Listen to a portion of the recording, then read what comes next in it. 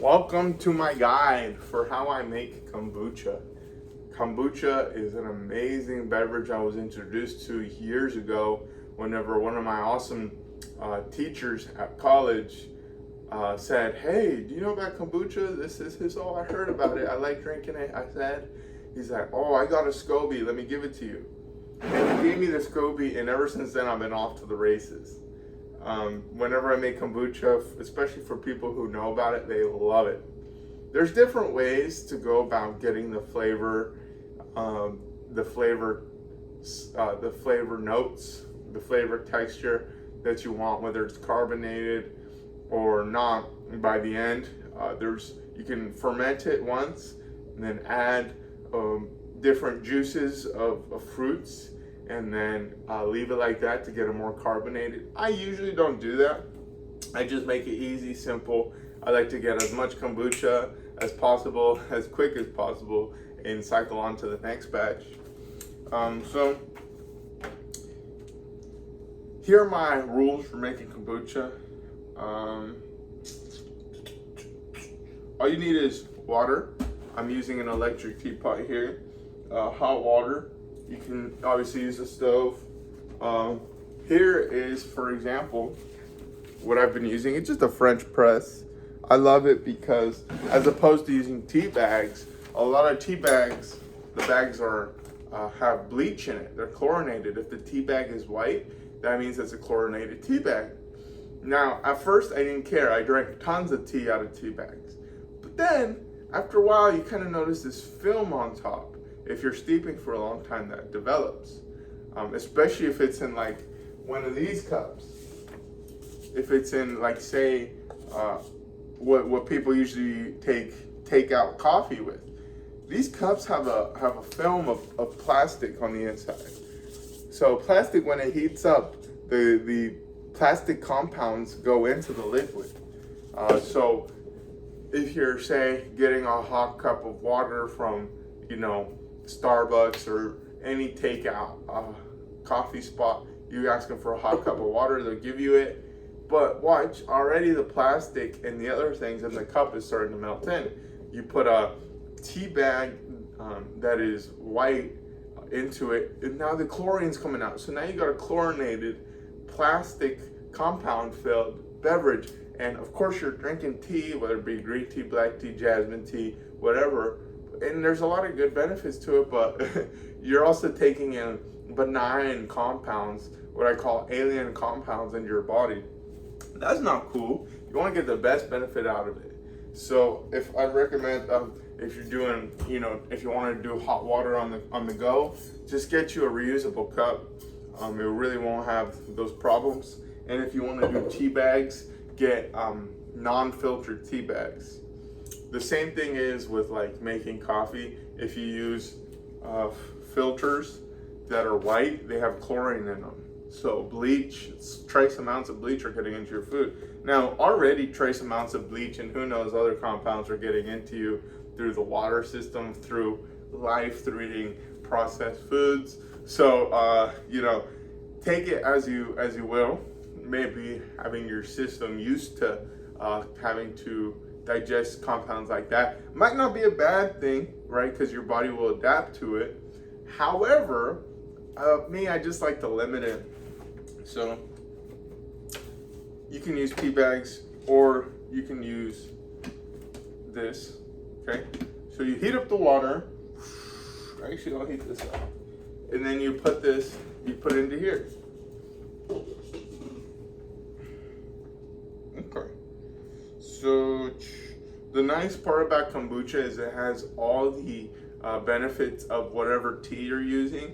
The polyphenols, which is different compounds that restore cellular growth, and strong in antioxidants, which have anti-cancer and even antibacterial properties. I know that even sounds hard to believe.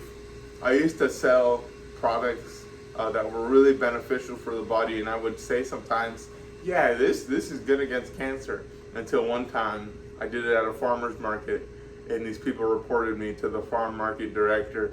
"You can't say that, yada yada." I'm like, okay, bring me someone with cancer. but, and I know that seems far-fetched. They didn't bring me anyone with cancer, so we could, so I could prescribe them these organic healing methods. They never did. But if they would have, I would have said, hey, drink kombucha, take turkey tail mushroom, which turkey tail, part of that is known as a pharmaceutical element to even cure cancer. So in turkey tail, the mushroom, it is used in the clinical to derive a nutrient or a compound from that mushroom in order to then use inside pharmaceuticals. So now I'm talking about mushrooms a little bit, but the reason is, this is a mushroom.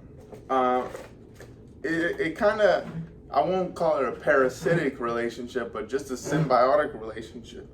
This is a mushroom where it has to live off of something other than itself, but then it produces something new, which is beneficial. So it's a beautiful symbiotic relationship. And these mushrooms, if you know anything about it, watch Fantastic Fungi online on Netflix. I think it used to be on Netflix. You can find it on YouTube. Watch and research into mushrooms and all these things considered, parasitic because they have to live off of something else. But really, the parasitic element isn't even so bad as the beneficial element, that it begins then pumping in nutrients whenever the host is not receiving those nutrients. I believe your body, whenever you consume this kombucha and all this, it starts becoming used in your composition of your stomach, being the bacteria and all that, starts changing into something more beneficial for your whole body, where instead of sometimes taking from your body and you feel drained after you eat, it's better because it digests it and gets more out of it. So it's actually known to have a lot of positive effects, those being,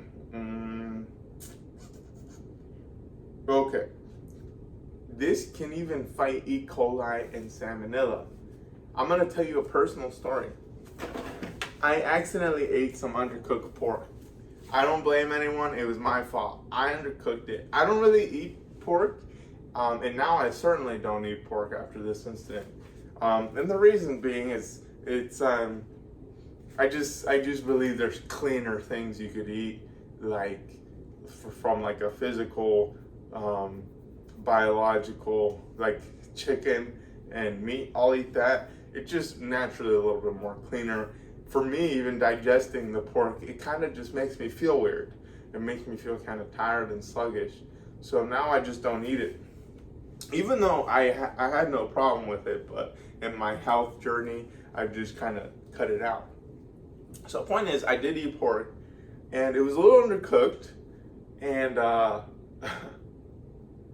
it's like as soon as it hit my stomach, I like felt something in my stomach. It sounds weird, but I guess like a bacteria came in, and it felt like I had ulcers for like months.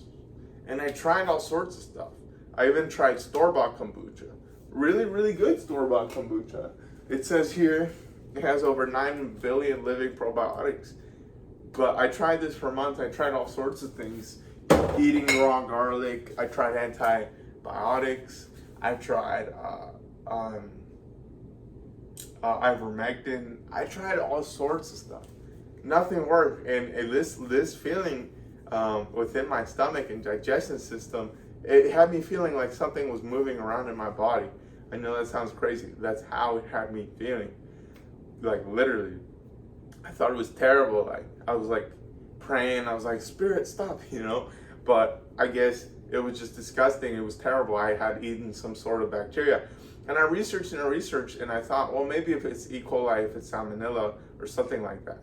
From what it said it sounded like it was E. coli, and it said your body can heal yourself. One of the things it prescribed was kombucha, and I did a ton of kombucha, but nothing worked until over time, this feeling got smaller and smaller until I started making my own kombucha and eating it. And this fixed it completely. This fixed it completely. Okay? Now I don't feel it. I feel like the bad bacteria or whatever was in there was overtaken by the good bacteria found in kombucha. Now, though I had a lot of store-bought kombucha, you know, you can only, it says it's raw on the packaging. A lot of times it says that on a lot of these kombucha bottles you buy.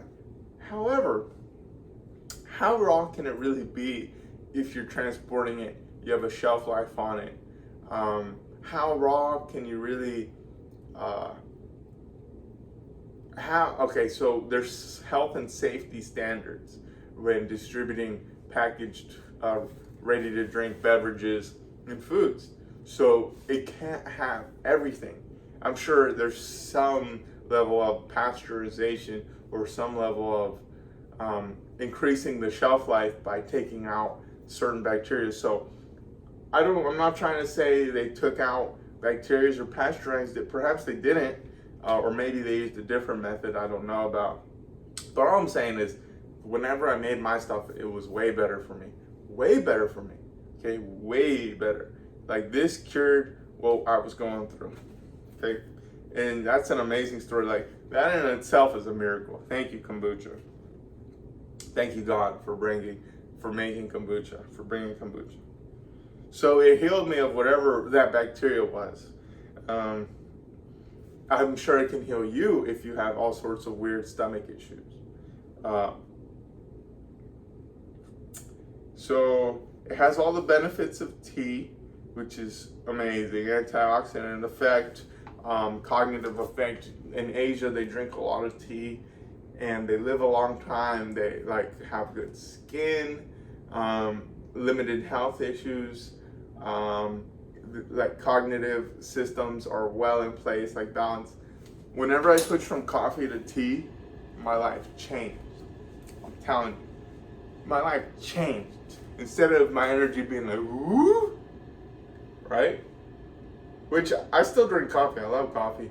But with green tea, my energy is like completely different. I could think, I was more stable mentally and in my thoughts. I could sit down, I'm a writer, and write for longer periods. And even after I'm writing, I'm thinking linearly. I'm not jumping around.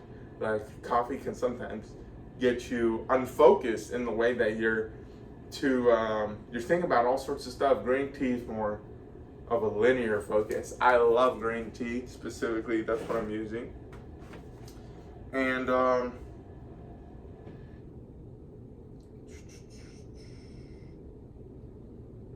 okay, another positive effect that kombucha will have on your body is that it's shown in studies to not only reduce cancer, and this is shown, medically reviewed and everything, and also to regenerate intestinal growth. So if you have problems with your intestines, this can heal it quicker.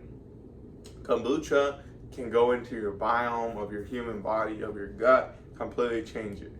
Another thing I read online is that there's a brain-gut connection in which the happy bacteria in your gut has a big impact on your brain. This kind of makes sense to me because all your body's connected, and the beginning of a lot of your energy, which your brain uses energy to think and stuff, starts in your stomach. So it would make sense that if the start was more beneficial, was more lively, was with a greater effect, then it would end up being translating into your mind also being better. So here are just some positive effects of kombucha. Once you have the tea made, it's very simple. I recommend you get a loose leaf tea, an organic loose leaf tea. You can get this on Amazon, on eBay. You can go someplace and buy it, but it's really easy to get online. So, and the reason being is I like to avoid tea bags now because you just don't know what you're getting in the tea bag sometimes. And this will just give you a large quantity, and really tea is so inexpensive whenever it's loose leaf especially. So in this, I'm gonna clip this video and then put the other one in to show you after I have the tea brewed. And thank you for watching.